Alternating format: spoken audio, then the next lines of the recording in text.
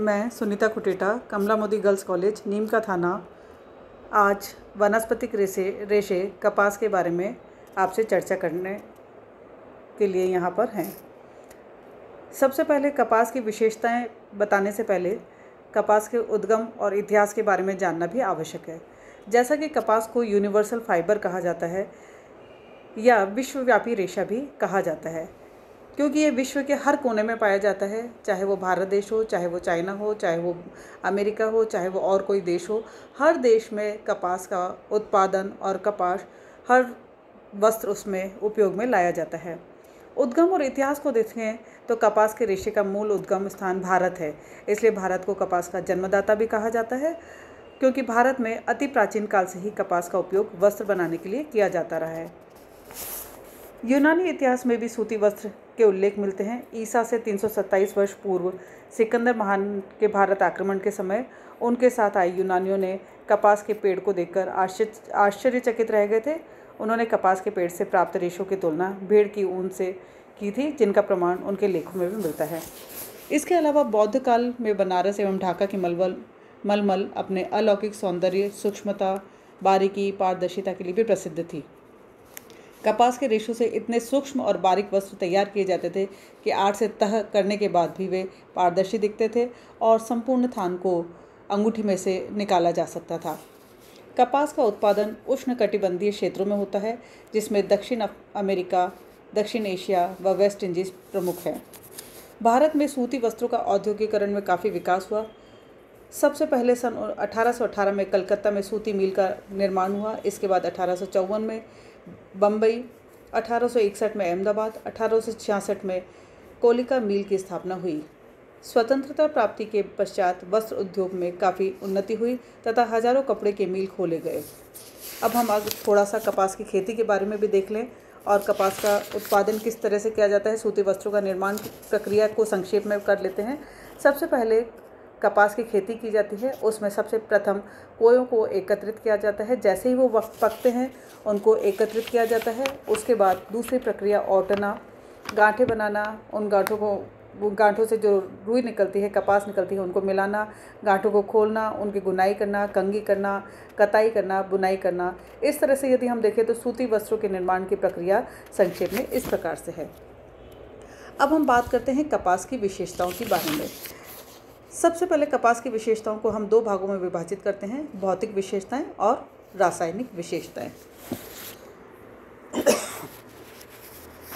सबसे पहले संगठन या कंपोजिशन, जिसमें ये देखते हैं क्योंकि ये सेल्यूलोजिक रेशा है, सेल्यूलोज का बना हुआ है, इसके अंदर सेल्यूलोज की अधिकता पाई जाती है, इसलिए कपास को कई बार सेल्यूलोजिक रेशा भी कहा जाता है, जिसके अंदर कार्बन, हाइड्रोजन और ऑक्सीजन के अणु पाए जाते हैं। कपास में 40 से 90% तक सेल्यूलोज व 5 से 8% तक जल पाया जाता है।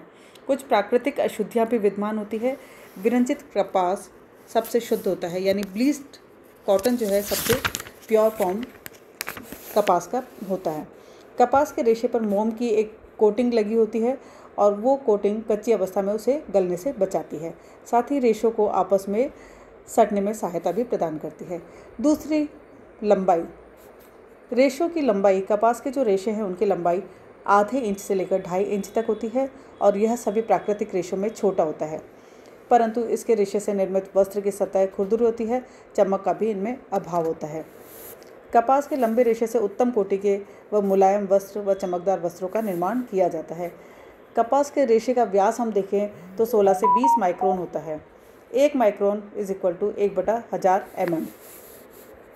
तीसरा, हम अनुवीक्षणीय रचना यानी माइक्रोस्कोपिक स्ट्रक्चर में यदि देखें तो यंत्र से देखने पर पता चलता है कि कपास का अनुप्रस्थ और अनुदैर्घ्य काट अलग अलग दिखाई देता है। कच्ची कपास एक पतली नली के समान दिखाई देती है। इस नली के अंदर एक तरल पदार्थ भरा रहता है जिसे सैप कहा जाता है। कपास के पकने के पश्चात तरल पदार्थ जो लिक्विड सैप है सूखकर सिकुड़ जाता है और रेशा चपटा हो जाता है। अतः रेशे में ऐंठन या घुमाव अर्थात परिवलन पड़ जाते हैं। इन परिवलनों की संख्या जिस रेशे में जितनी अधिक होती है उतनी ही मजबूती उस रेशे में भी पाई जाती है। प्रति इंच कई बार रेशों में 200 से लेकर 400 परिवलन तक मौजूद होते हैं। रंग और चमक यदि हम बात करें तो कच्ची अवस्था में इसके रेशे भूरे रंग के होते हैं क्योंकि इसमें नाइट्रोजन उपस्थित होता है। पकने के पश्चात ये सफ़ेद रंग के हो जाते हैं। सभी प्राकृतिक रेशों में कपास का रेशा सफ़ेद होता है, परंतु कई बार धूप आदि के कारण इसका रंग पीलापन लिए हुए दिखाई देता है। कपास के रेशे में कोई भी प्राकृतिक चमक नहीं होती, जिसके कारण से इनसे बने हुए जो वस्त्र होते हैं मलिन और मंद रूप के होते हैं। कृत्रिम वृद्धि, जिसमें मर्सराइजिंग प्रक्रिया के द्वारा इसमें चमक लाई जाती है, अतः मर्सराइज सूती वस्त्रों में रेशम के समान चमक आ जाती है। प्रत्यास्थता की यदि हम बात करें तो प्रत्यास्थता का अभाव रहता है, इसलिए इसका आकार निश्चित रहता है, अतः इसे खींचकर फैला नहीं सकते। वस्त्रों पर सलवटें पड़ जाती है, परंतु प्रेस करने के बाद ये सलवटें दूर हो जाती है। मजबूती और दृढ़ता को यदि हम देखें तो सभी प्राकृतिक रेशों में से कपास का रेशा छोटा होते हुए भी काफ़ी मजबूत और शक्तिशाली होता है। इनसे बने वस्त्र काफ़ी मजबूत और टिकाऊ होते हैं। गीला होने पर इनकी मजबूती 30% तक और अधिक बढ़ जाती है। प्रतिस्कंदता की बात करें तो प्रतिस्कंदता और प्रत्यास्थता का इसमें अभाव रहता है और यही कारण है कि 1-2 बार सूती वस्त्र पहन जाने के बाद उन्हें धोना और इस्त्री करना आवश्यक हो जाता है। शिकन प्रतिरोधकता, सूती वस्त्र को 1 या 2 बार पहनने के या प्रयोग करने से उसमें सलवटें पड़ जाती है और ऐसे कपास में रेशों में नम्यता, प्रत्यास्थता एवं प्रतिस्कंदता के गुणों का सख्त अभाव के कारण होता है। अगर हम डायमेंशन की बात करें, विमितीय स्थायित्व की बात करें, तो इसमें यह गुण बरकरार रहता है क्योंकि इसमें रेशे न तो सिकुड़ते हैं और न ही विस्तारित होते हैं।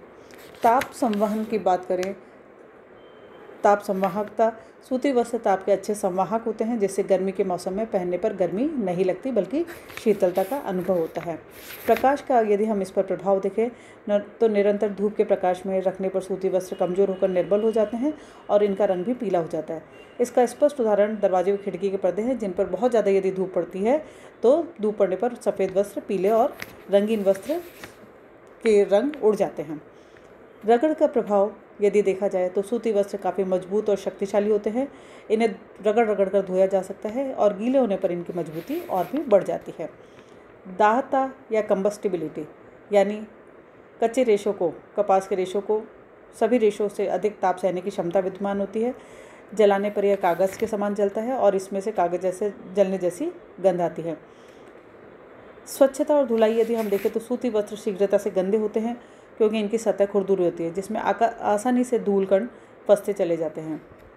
कपास के रेशे छोटे होते हैं, फलतः वस्त्र की सतह खुरदुरी होती है। वस्त्र की धुलाई करना सरल है। वस्त्रों को रगड़कर कूटकर साफ किया जा सकता है। सिकुड़न, सूती वस्त्र शीघ्रता से सिकुड़ता है, हालांकि इसके रेशों में सिकुड़न क्षमता विद्यमान नहीं होती है।